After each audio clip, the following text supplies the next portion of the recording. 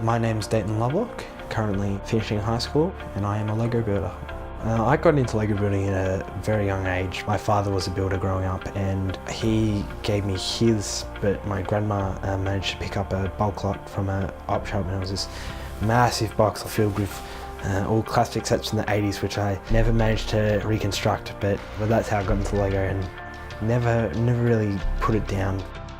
I know a lot of people who have made the jump from just building sets to building MOCs. It's such a different approach to it. The way that sets are built, no one really builds MOCs that way, unless you make digital designs and build based on those designs. I pretty much make it up as I go. I rarely use like a plan. Like sometimes I'll sketch it out, maybe look at how other people have gone at certain aspects and then build from scratch.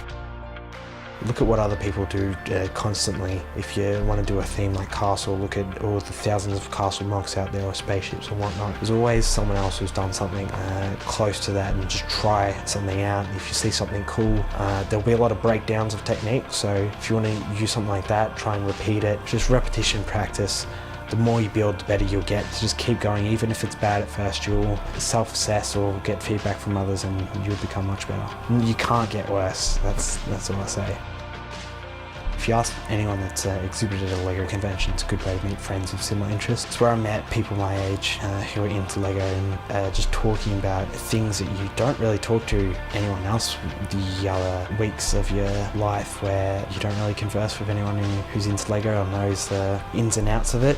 Lego is a great way to use downtime. I found out the other day that Ryan Johnson would use Lego Star Wars sets to sort of relax while writing the script for The Last Jedi, and I do use it to sort of take a break from study between subjects and keep a clear head. For me, I reckon it's making something that looks good. If I'm not doing something that's new, I want to try and make the best version that's out there. In a lot of cases, some cases there's actual Lego professional models which use 200,000 bricks that you can't beat. But to me, it's just making sure it looks good and you're happy with it. You're taking the option for every part of it that you're most happy with and is the best. My hobby challenges me to explore.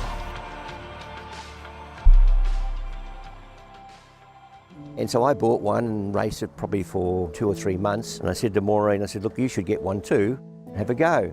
So she's as keen as what I am with sailing.